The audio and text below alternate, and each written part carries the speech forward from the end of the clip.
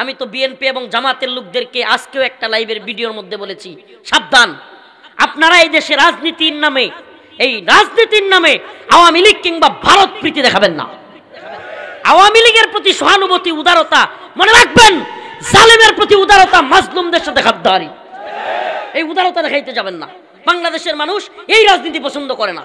আওয়ামী লীগ এবং হাসিনা বাংলাদেশের যেই পরিমাণ মানুষকে নির্যাতন করেছে, যেই পরিমাণে আলেম ওলামাদের উপর নির্যাতন করেছে, এরপরে এদের সাথে আর কোনো ধরনের উদারতা চলে না। এই উদারতার নামে রাজনীতি করবেন না। উদারতা আমরা বুঝি, উদারতা আমরা বুঝি, যারা অন্যায় করে নাই তাদেরকে মাফ করে দেন, তাদেরকে ধরতে কে বলছে? কিন্তু হাসিনা এবং তার প্রেতাত্মারা যারা কিনা এদেশে আলেম ওলামাদেরকে নির্যাতন করেছে, ছোট ছোট স্কুলের ছাত্রদেরকে গুলি করে মেরেছে, যারা কিনা হেলিকপ্টার থেকে মানুষকে গুলি করেছে, গুম খুনের আয়নাঘর তৈরি করেছে, আমাকেও 2 দিন কবরের মতো একটা সেলের ভিতরে রাখছে। কবর, ওখানে পায়খানা, ওখানে খাওয়া, ওখানে সবকিছু। আলহামদুলিল্লাহ, একটা সুসংবাদ আছে বাংলাদেশের জনগণের জন্য। সেনাবাহিনী বিশেষ কিছু অফিসার, সবাই না, বিশেষ কিছু অফিসার দীর্ঘদিন আয়নাগরে সাংবাদিক নিয়ে প্রধান উপদেষ্টা যাওয়ার পক্ষে ছিল না, বাধা দিচ্ছিল দীর্ঘদিন। কিন্তু আলহামদুলিল্লাহ আজকে নিউজ দেখলাম প্রধান উপদেষ্টা বিশ্বের বিভিন্ন মিডিয়া নিয়ে ওই আয়নাগরগুলোতে ঢুকবে। বিশেষ কিছু অফিসার যেগুলো আওয়ামী লীগের প্রেতাত্মা, ওগুলো চাইছিল যে ওই আয়নাগরগুলো যদি দেখালায় মানুষ, তাইলে সত্যি সত্যি যে হাসিনা আয়নাগরে নিয়ে মানুষকে রাখতো। আপনি কল্পনা করতে পারেন ভাই, ছোট্ট একটা দেয়ালের ভিতরে ভাইয়ের খবর নাই, মার খবর নাই, বাবার খবর নাই, পৃথিবীর ইতিহাস কোন দিকে যাচ্ছে, বাহিরে কি হচ্ছে, কি আন্দোলন হচ্ছে, কেউ আপনার ভাই মারা গেছে, মা মারা গেছে, সূর্য উঠতেছে না ডুবছে, নাকি বাংলাদেশ আচ্ছন্ন করে ফেলছে শৈত্যপ্রবাহ, কিছুই আপনি জানেন না। এমন একটা ঘর যেখানে আপনি কিচ্ছু জানতে পারবেন না, এমন ঘরগুলোতে মানুষকে নিয়ে আবদ্ধ করে রাখতো। আর এরা এই গুজব বাহিনী, গুজব লীগ প্রচার করতো আয়নাঘর নাই, কিচ্ছু নাই, বলতো না। দেখবেন বাংলাদেশে হাইরে বিচ্ছিন্নতা, কত মতামত, কত মতানৈক্য, কত ফাটল, এক দল আরেক দলের বিরুদ্ধে লাগতেছে, ছাত্ররা সরকারের বিরুদ্ধে লাগতেছে, ছাত্ররা বিএনপির বিরুদ্ধে লাগতেছে, কত মতানৈক্য আছে না নাই? কিন্তু ভারত আর হাসিনা ইস্যুতে ভোলামান সবেক, ভারত আর হাসিনা ইস্যুতে সবেক। এটা আলহামদুলিল্লাহ। হিন্দুত্ববাদীরা আমাদেরকে খুঁচা দেয়, হিন্দুত্ববাদীরা যে কষ্ট 5ই আগস্ট পাইছে, তাদের সাজানো গুছানো সংসার, সাজানো গুছানো পুতুল আমরা লাথি দিয়ে খেদাই দিছি।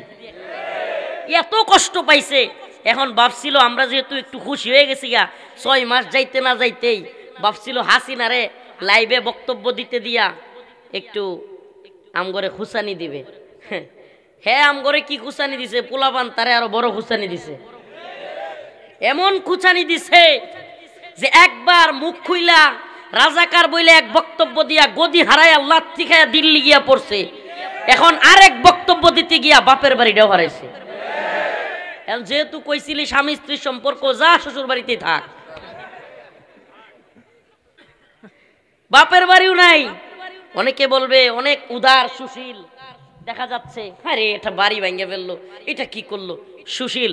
এই সুশীল বদমাইশেরা, কোথায় ছিলে তোমরা সেদিন, যেদিন এদেশে অনেক আলেমদেরকে এই হাসিনা রিমান্ডের নামে নির্যাতন করেছিল, কারাগারে বন্দী করে রেখেছিল, দেশের সর্বজন শ্রদ্ধেয় আলেমদেরকে কারাগার থেকে হত্যা করে বের করেছিল।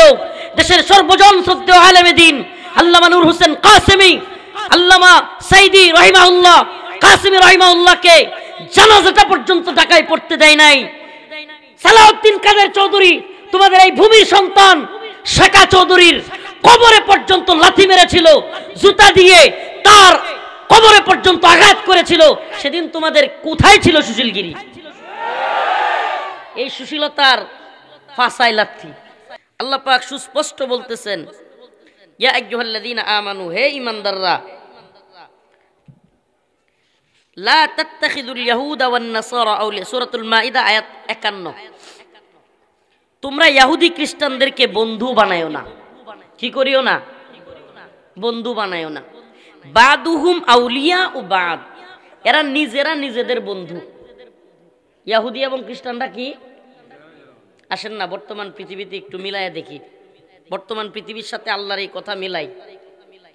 বর্তমানে ইহুদিবাদী রাষ্ট্রের নাম জানেন তো নাকি? খ্রিস্টানদের অনেকগুলো রাষ্ট্র, আমেরিকা বলেন, কি বলে ব্রিটেন বলেন, জার্মানি, নেদারল্যান্ড, ইতালি, পশ্চিমের রাষ্ট্রগুলো বেশিরভাগই খ্রিস্টান, বেশিরভাগ খ্রিস্টান। আমাকে বলেন, আল্লাহ যে বলছে ইয়া আইয়ুহাল্লাযীনা আমানু, হে ঈমানদাররা, লা তাত্তাখিযু আল ইয়াহুদ ওয়ান নাসারা, তোমরা বানায়ো না ইহুদি নাসারাদেরকে আউলিয়া, তোমাদের বন্ধু, তোমাদের অন্তরঙ্গ বন্ধু। তোমরা কাদেরকে বানায়ো না?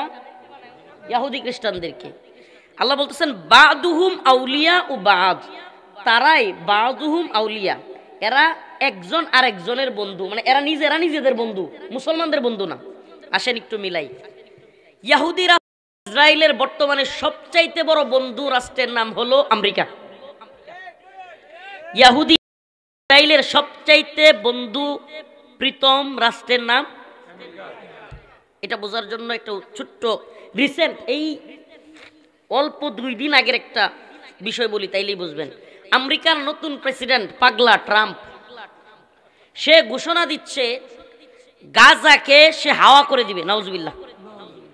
ফিলিস্তিনের গাজাকে সে কি করে দিবে? একবারে বেনিশ করে দিবে। আরে ট্রাম্প পাগলা, তোর আগে কত জনে কত ধরনের পাগলামি কথাবার্তা বলছে। জর্জ ডব্লিউ বুশ তোর আগের প্রেসিডেন্ট, এর আগে তো ছিল ট্রাম্পের আগে বাইডেন, বাইডেনের আগে আবার ট্রাম্প, ট্রাম্পের আগে আবার ছিল ওবামা, ওবামার আগেই ছিল জর্জ ডব্লিউ বুশ। ওই বুশও বলছিল যে আফগানকে মাটির সাথে মিশাইয়া দিব, হাওয়া করে দিব। বিশ্বের উলামায়ে কেরাম, অনেক বড় বড় আলেমরা, নাম বলতে চাই না, অনেক পরিচিত নাম চলে আসবে, মোল্লা ওমর রাহিমাহুল্লাহকে গিয়া বুঝাইতেছিলেন বাংলাদেশের, পাকিস্তানের, আফগানিস্তানের অনেক দেশের আলেমরা একত্রিত হইয়া, মোল্লা দীর্ঘদিন রাশিয়ার সাথে যুদ্ধ কইরা আমরা এই একটা আফগানিস্তানের ভূমি পাইছি যেখানে কোরআনী শাসন চালু হয়েছে। এখন আমেরিকার সাথে লাইগা মোল্লা তোমরা দেশটারে তুমি নষ্ট করে দিও না। আমেরিকার চাওয়া কি? আমেরিকার টার্গেট ছিল আফগানে হামলা করা। ওসামা রাহিমাহুল্লাহকে চাওয়া এটা একটা সুতো, সুতো, সুতো বুঝেন না?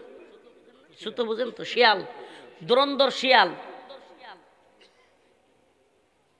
পানি খাচ্ছে নদীর মধ্যে, বাটিতে পানি খাচ্ছে বকরি, উজানে পানি খাচ্ছে শিয়াল। বাটিতে যে পানি খাইতেছে সেই বকরিরে কয়, এই তুই আমার পানি গুলা করস কে? কি কয়? আমার পানি গুলা করস কে?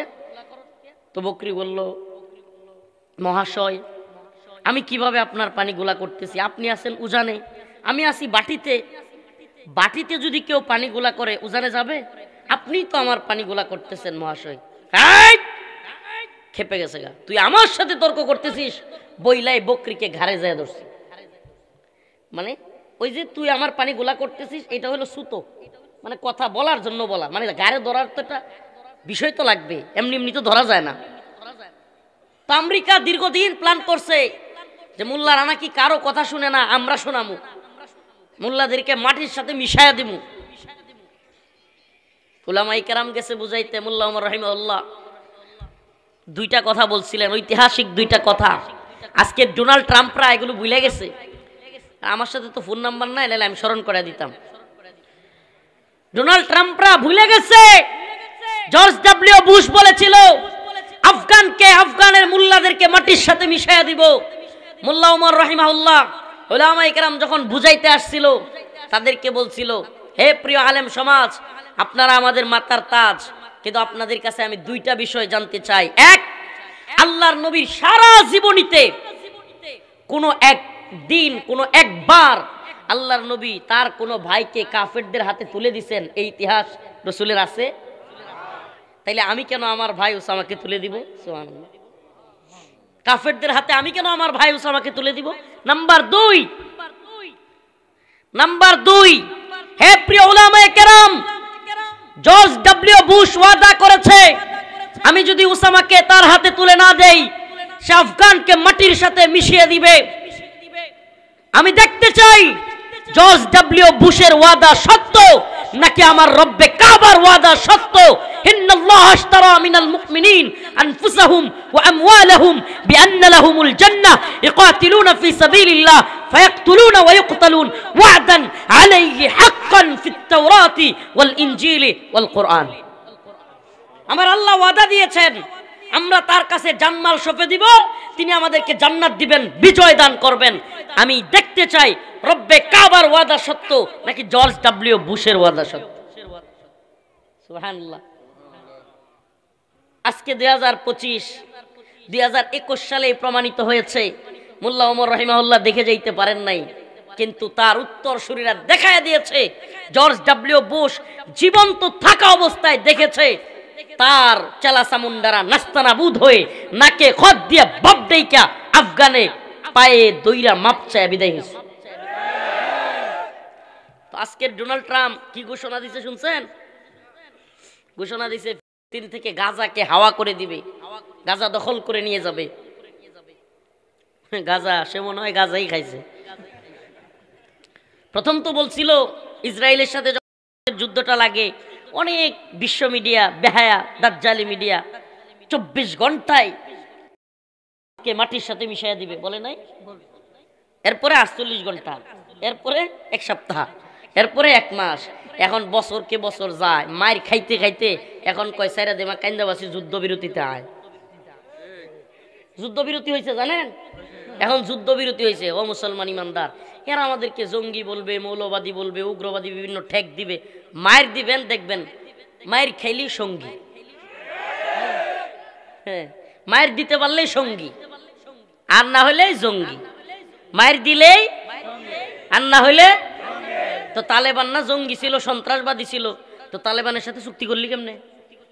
যেই তালেবানকে ধ্বংস করবার জন্য আফগানে আসলো, যেই তালেবানকে পৃথিবীর ম্যাপ থেকে হাওয়া করে দিবে, আফগানে গণতন্ত্র ফিরায় আনবে, আফগানকে নতুন করে তারা গড়ে তুলবে, তালেবানের উগ্রবাদী জঙ্গিবাদীদেরকে ধ্বংস করবে, তো সেই জঙ্গিবাদীদের সাথে চুক্তি করলি কেমনে? মায়ের খাইলেই মুক্তিযোদ্ধা, হ্যাঁ, আর না হইলে জঙ্গি। এখন আফগানে তালেবানরা হয়ে গেছে মুক্তিযোদ্ধা। এখন কি প্রিয় ভাইরা আমার, বন্ধুগণ আমার, আমি কেন বলতেছি শুনেন। আল্লাহ পাকের একটা আয়াতে কারিমা তিলাওয়াত করেছি, লাতাজিদান্না আশাদ্দান নাস আদাওয়াতাল লিল্লাযিনা আমানুল ইয়াহুদ ওয়াল্লাযিনা আশরাকু। আল্লাহ পাক বলেছেন লাতাজিদান্না, তোমরা অবশ্যই অবশ্যই পাবে, আশাদ্দান নাস মানুষদের মধ্য থেকে, আদাওয়াতান শত্রুতার ব্যাপারে, আল ইয়াহুদ ওয়াল্লাযিনা আশরাকু, একটা হলো ইহুদি আর একটা হলো মুশরিক। সুবহানাল্লাহ। আপনি পুরো পৃথিবীতে দেখেন না, পুরো পৃথিবীতে দেখেন মুসলমানরা যে 2টা ভূখণ্ডে নির্যাতিত, একটার নাম ইসরায়েল। কারা মুসলমানদের নির্যাতন করতেছে? এরা কারা? ইসরায়েল। ঠিক কি ঠিক না? ইসরায়েল। আরেকটা ভূখণ্ডে কাশ্মীর।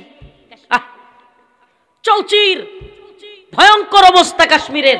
পৃথিবীতে যে 2টা জায়গার নিউজ ওইরকম কভার হয় না, নিউজগুলো জানাও যায় না, একটা ভূখণ্ডের নাম চীনের উইগুর, আরেকটার নাম হলো কাশ্মীর। এগুলো নিউজও আসে না, ইন্টারনেট বন্ধ, সব বন্ধ। এত বেশি সামরিক বাহিনী, এত বেশি, পৃথিবীতে আর কোনো জায়গায় কাশ্মীরের মতো এত বেশি সেনাবাহিনী নাই, ছোট্ট একটা অঞ্চলে। আরেকটা নিউজ শোনাই, ইমানের অবস্থা, উম্মার প্রতি দরদের অবস্থা থাকলে কলিজাটা ছটপট করে উঠবে কথাটা শুনলে। 10,000 আমাদের মা বোনদেরকে এই কতদিনে, এগুলো আমাদের মুখের কথা নয়, বিবিসি, আল জাজিরা সহ বিশ্বের বড় বড় নামি দামি মিডিয়ার নিউজ, খুদ কাশ্মীরে 10,000-এর উপরে আমাদের মা বোনদেরকে ভারতীয় সেনাবাহিনী ধর্ষণ করছে। 10,000। বিধ্বস্ত চৌচির, ভূস্বর্গ কাশ্মীর, তিলে তিলে জ্বলে পড়ে হলো ছাই। প্রতিবেশী বাংলায় কোথাও আজও কি হাই, রুখে দাঁড়াবার মতো কেউ নাই, কেউ নাই, জিহাদে যাবার মতো কেউ নাই। বিধ্বস্ত চৌচির, ভূস্বর্গ কাশ্মীর, তিলে তিলে জ্বলে পড়ে হলো ছাই। প্রতিবেশী বাংলায় কোথাও আজও কি হাই, রুখে দাঁড়াবার মতো কেউ নাই, কেউ নাই, জিহাদে যাবার মতো কেউ নাই। জেগে ওঠো, জেগে ওঠো, ঘুমন্ত তিতুমির ভারতে আঘাত হানো, ত্রাস হয় দিল্লির তোমাদের পায়ে কেন, গোলামির জিঞ্জির ইতিহাসে আজ কেন জয় নাই, জয় নাই, রুখে দাঁড়াবার মতো কেউ নাই, কেউ নাই, জিহাদে যাবার মতো কেউ নাই। আমরা আছি ইনশাআল্লাহ, প্রয়োজন হলে শাহাদাতের তামান্না নিয়ে আমরা এগিয়ে যাব ইনশাআল্লাহ। আমরা এক মুসলমান আরেক মুসলমান ভাই ভাই। হিন্দুত্ববাদী সন্ত্রাসীরা, উগ্রবাদী সন্ত্রাসীরা যতই আমাদেরকে উস্কানি দেখ, যুদ্ধের ভয় দেখাক, হামলার ভয় দেখাক, দেশ দখল করবার ভয় দেখাক, আমরা এগুলোতে পরোয়া করি না। এমনিতে দেখবেন বাংলাদেশে হাইরে বিচ্ছিন্নতা, কত মতামত, কত মতানৈক্য, কত ফাটল, এক দল আরেক দলের বিরুদ্ধে লাগতেছে, ছাত্ররা সরকারের বিরুদ্ধে লাগতেছে, ছাত্ররা বিএনপির বিরুদ্ধে লাগতেছে, কত মতানৈক্য আছে না নাই? কিন্তু ভারত আর হাসিনা ইস্যুতে ভোলামান সবেক, ভারত আর হাসিনা ইস্যুতে সবেক, এটা আলহামদুলিল্লাহ। হিন্দুত্ববাদীরা আমাদেরকে খুঁচা দেয়, হিন্দুত্ববাদীরা যে কষ্ট 5ই আগস্ট পাইছে, তাদের সাজানো গুছানো সংসার, সাজানো গুছানো পুতুল আমরা লাথি দিয়ে খেদাই দিছি, এত কষ্ট পাইছে। এখন ভাবছিল আমরা যেহেতু একটু খুশি হয়ে গেছি গা, 6 মাস যাইতে না যাইতেই ভাবছিল হাসিনারে লাইভে বক্তব্য দিতে দিয়া একটু আমগরে খুসানি দিবে। হ্যাঁ, আমগরে কি খুসানি দিছে, পোলাপান তারে আরো বড় খুসানি দিছে, এমন খুসানি দিছে যে একবার মুখ খুইলা রাজাকার বইলে এক বক্তব্য দিয়া গদি হারায় লাথি খায়া দিল্লি গিয়া পড়ছে, এখন আরেক বক্তব্য দিতে গিয়া বাপের বাড়িটাও হারাইছে। যেহেতু কইছিলি স্বামী স্ত্রীর সম্পর্ক, যা শ্বশুর বাড়িতেই থাক, বাপের বাড়িও নাই। অনেকে বলবে অনেক উদার সুশীল দেখা যাচ্ছে, আরে এটা বাড়ি ভেঙে ফেললো, এটা কি করলো সুশীল।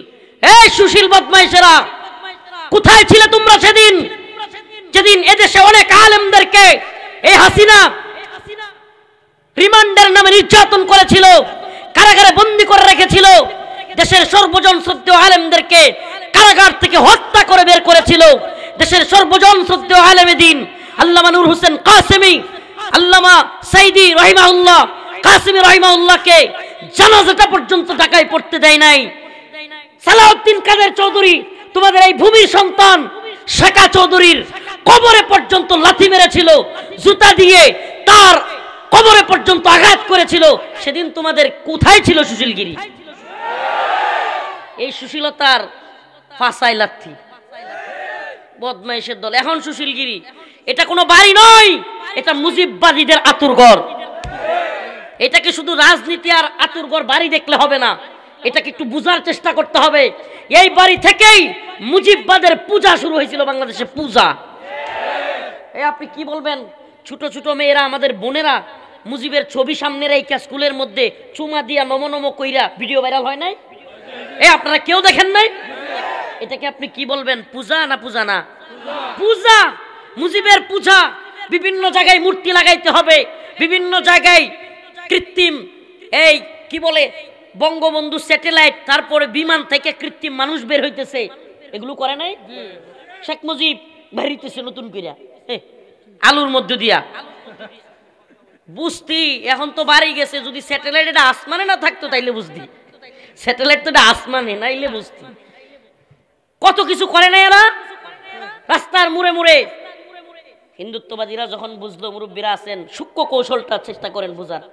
হিন্দুত্ববাদীরা যখন দেখলো মুসলমানদেরকে গোলাম বানানো যাবে না, মুসলমানরা হিন্দুত্ববাদীদের গোলাম হবে, আমাদের কথায় উঠবে বসবে না, সূক্ষ্ম প্ল্যান করলো যে এদেরকে তো দুর্গার পূজা করানো যাবে না, এদেরকে সরস্বতীর পূজা করানো যাবে না, কি করতে হবে, এদেরকে মুজিবের পূজা করাইতে হবে। শেখ হাসিনা তো তার বাপের পূজা করলে সে খুশি, তো তারাও পুতুল একটা পাইছে যে এরে দিয়া প্রয়োজনে শেখ মুজিবের পূজা করাবে। পূজা শুরু হয়ে গেছিল, পূজা।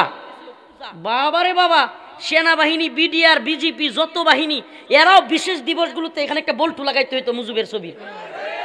দেখছিলেন নি আপনারা? আমি তো মাঝে মাঝে বলি, বক্তাদেরও এখানে একটা শেখ মুজিবের ছবি লাগাই পরে ওয়াজ করুন লাগতো। অবস্থা সামনে যা হইতেছিল, শেখ মুজিবের ছবি লাগায় তারপরে কি হইতো, কি করতে হইতো, এমন পর্যায়ে যাচ্ছিল। রাস্তার মোড়ে মোড়ে ভাস্কর্য, মূর্তি, বিভিন্ন অফিস আদালতে, মাদ্রাসায়, স্কুলে বাপের ছবি ঝুলাইতেই হবে। উরি বাবা, সব কিছু বাধ্য করতেছিল, ঠিকই ঠিক না? আল্লাহর ফরজ বিধান নামাজ, যেটার জন্য আল্লাহ প্রদত্তভাবে শাসন করবার অধিকার আছে, নামাজের জন্য বাধ্যতা করা নাই, শেখ মুজিবের ছবি লাগানোর জন্য বাধ্যতামূলক। চিন্তা করা যায়? শেখ মুজিবের বল্টু প্রশাসনের যে লোকটা না লাগাইতো তারে বলতো রাজাকার, তারে কি বলতো? তাইলে বুঝেন কতটা নিচে যাচ্ছিল। আরে মুজিববাদ, অমুকবাদ, তমুকবাদ, শুনে রাখ, যে কোনো বাদ মুসলমানদেরকে গাড়ে যাইতা পৃথিবীর ইতিহাসে কেউ দিতে পারে নাই। মঙ্গলু তাতারিরাও চেষ্টা করেছিল, পৃথিবীর ইতিহাসে পারে নাই।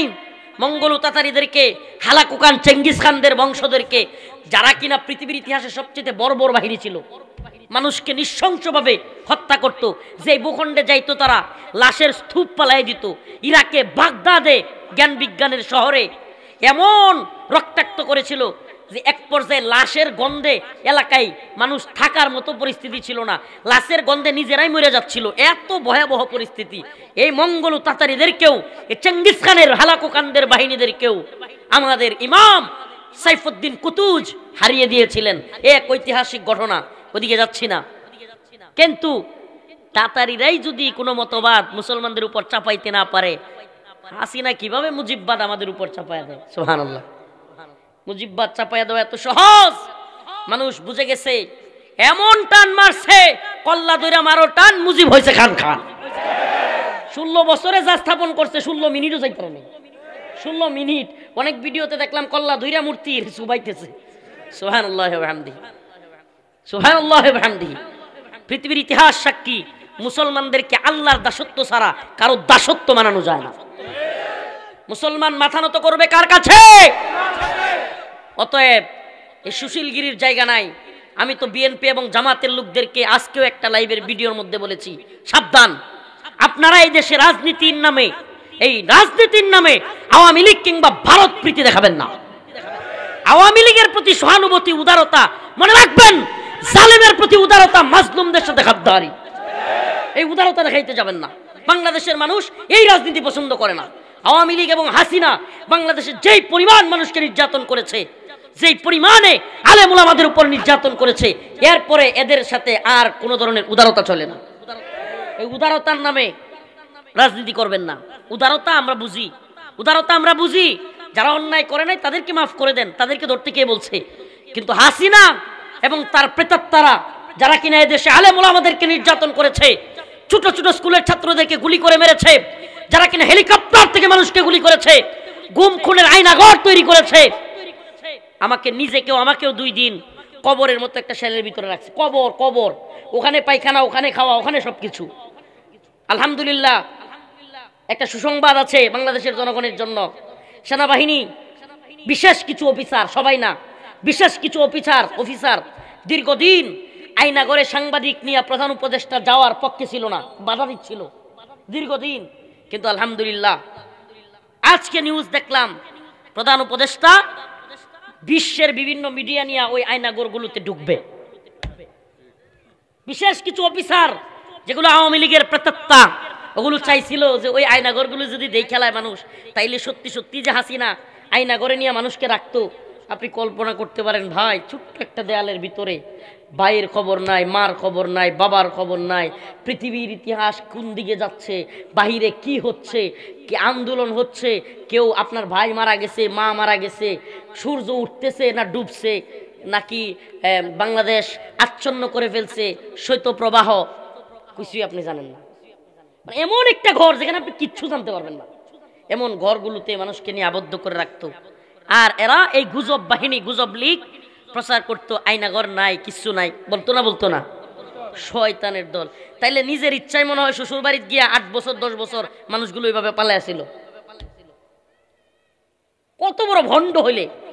আজকে একটা কথা আমার খুব মনে পড়তেছে যে আল্লাহ পাক যখন ইবলিসকে মালউন বলছিল, বিতাড়িত, যা তুই বিতাড়িত হ, তোর আর দরকার নাই, তুই শয়তান হয়ে গেছিস, ইবলিস হয়ে গেছিস, তখন শয়তানও যুক্তি দিছিল, আনা খলাকতানি মিন নার ওয়া খলাকতাহু মিন তিন, আমার কি দোষ, আমি আগুনের সৃষ্টি। শয়তানও জানতো না তার কি অপরাধ, তো হাসিনাও জানে না, কয় না মাঝে মাঝে আমার কি অপরাধ। ওরে শয়তান কি কয়, কি বলে, আমার কি, শয়তানও বলছিল আমার কি অপরাধ, খলাকতানি মিন নার ওয়া খলাকতাহু মিন তিন, আদম তো মাটির আমি না আগুনের, আমার কি দোষ, আমি তো পাওয়ারফুল।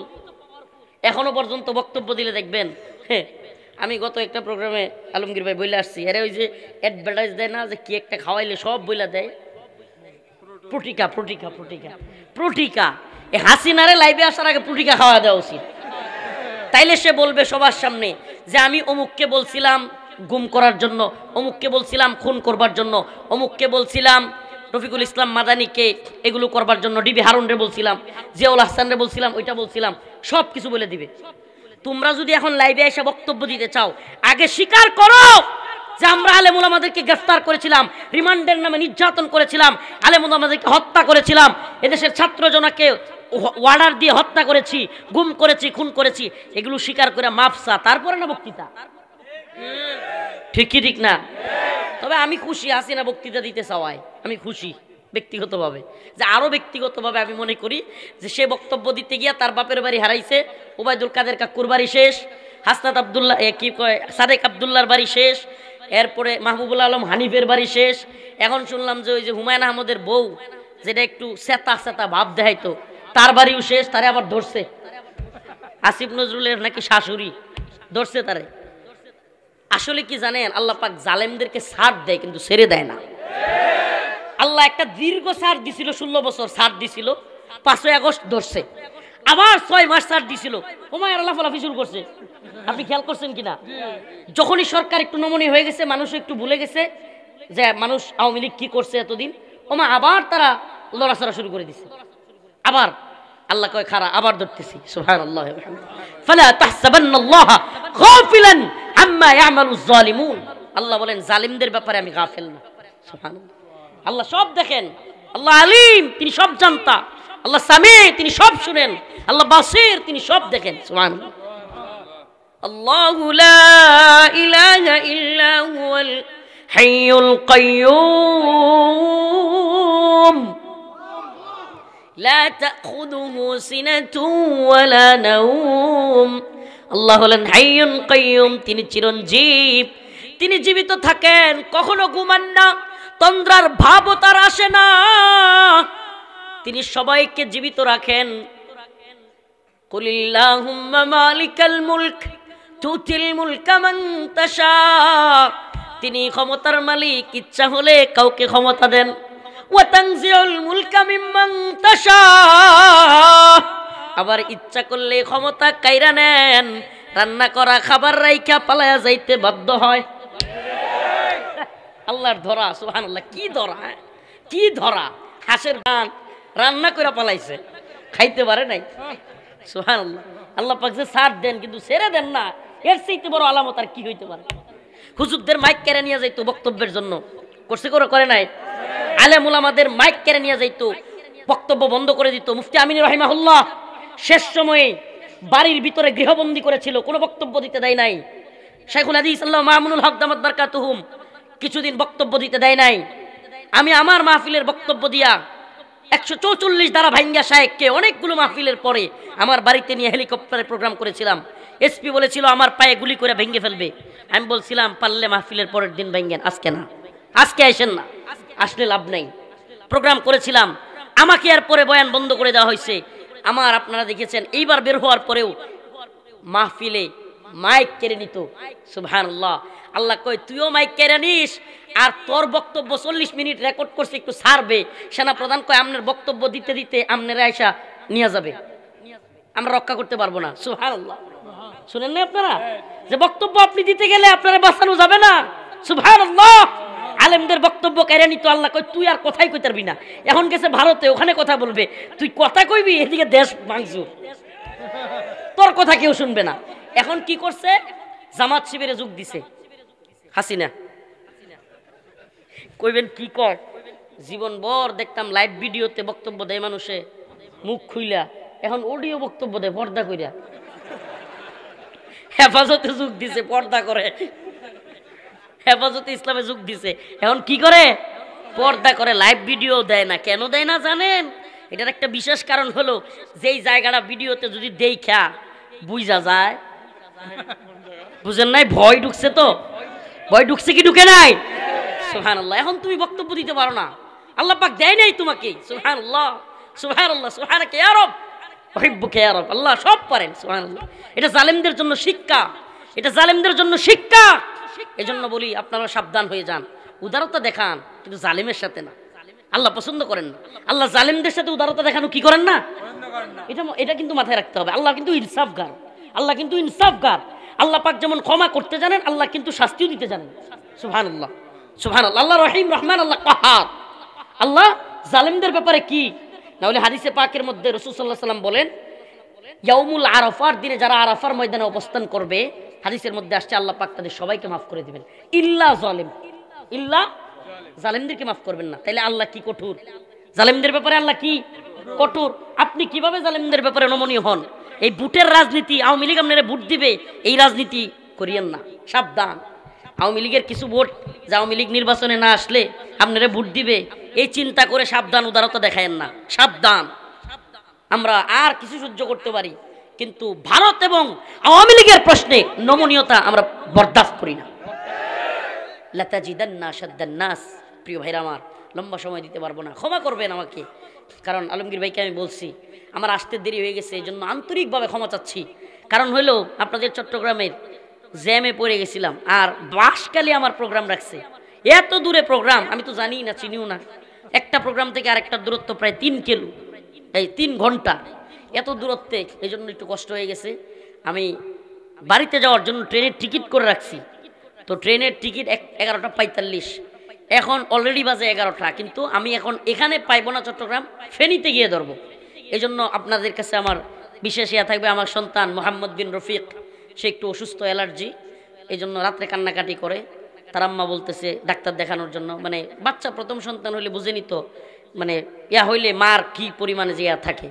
তো এই জন্য আমি চলে যাব বাড়িতে, আপনাদের কাছে দোয়া চাই।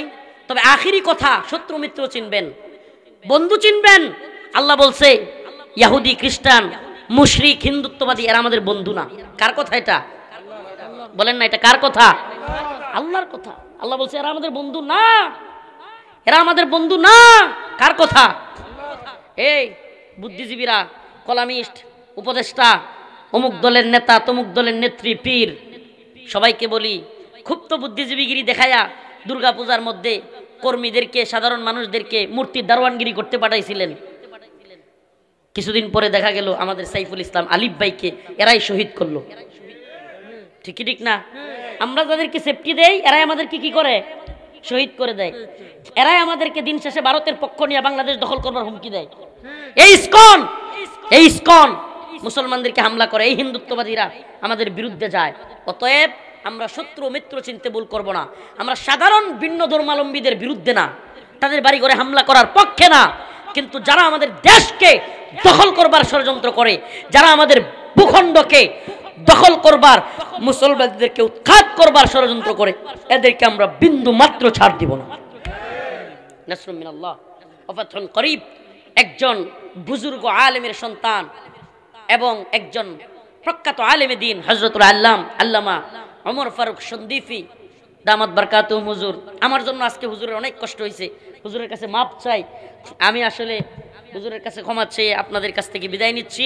হুজুর এখন আলোচনা করবেন, গুরুত্ব দিয়ে অল্প সময় কথা শুনে তারপরে মুনাজাতের মাধ্যমে, একজন আল্লাহওয়ালার সন্তান, উনি নিজেও খুব আমলি মানুষ, হুজুরের দোয়া নিয়ে তারপরে বাড়িতে যাবেন ইনশাআল্লাহ।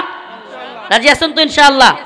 سبحان ربك رب العزة عما يصفون وسلام على المرسلين الحمد لله رب العالمين سبحانك اللهم وبحمدك أشهد أن لا إله إلا أنت أستغفرك وأتوب إليك السلام عليكم ورحمة الله.